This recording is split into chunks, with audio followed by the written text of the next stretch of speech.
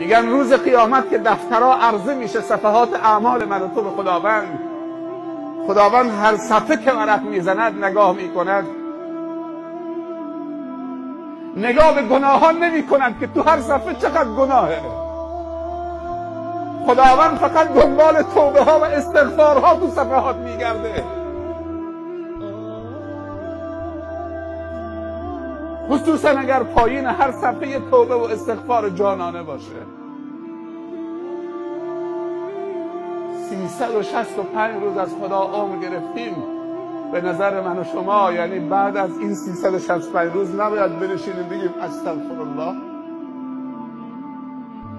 این 365 روز چطوری سپری شد؟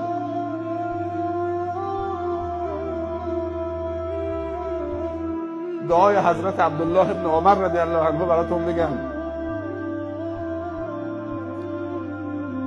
دعا دست آسمان بلند میکرد، میگه یا رب اللهم ان كنت كتبتني عندك شقيا فامح عني واكتبني عندك سعيدا. قال الها اگر منو نزد خودت نوشته بودید که عبدالله ابن عمر شقیست، بدبخت، محرومه،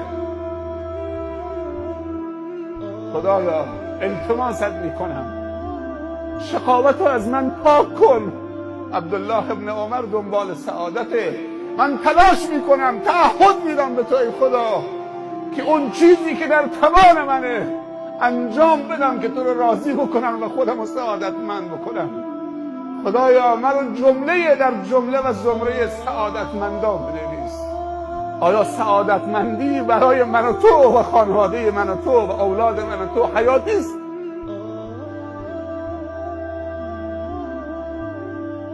اگر حیاتی است باید براش تلاش کنیم. ان اکرمکم عند الله اتقاکم. به همدیگه کمک بکنید. پدرها چه راحت موتورسیجی برای بچه هاشون میخرن.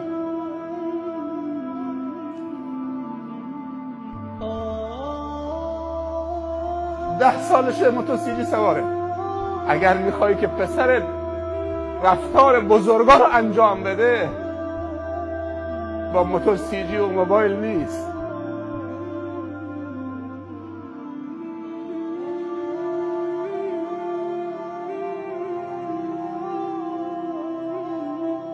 بچه کوچک داری دستش بگیر، نگو تو مجلس بزرگا ببرم این بچه کوچکه، ببر جایی که انسانهای صالح نشستن، معرفیش کن، بگو بابا دستشون بگیر، معرفی بکن به انسانهای صالح این پسر منه، یه دست رحمتی و شفقتی بر سرش بکشید، یه دعایی در حقش بکنید. اگر توی یک مجلسی 10 تا بزرگ نشسته باشه انسان صالح، بچه تو ببرید اونجا یه دستی به سرش بکشن بگن اعوذک بکلمات الله التامه من کل شیطان و هامه و من کل عین لامه. کافیشه. مهمان نوروزی میاد،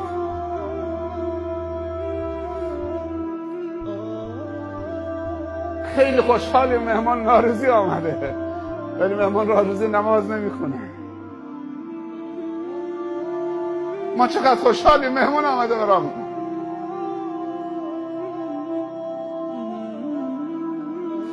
قلیون هم میکشه. تو خونه ما قلیون نیست. ساعت 12 شب در خونه همسایه ببخشید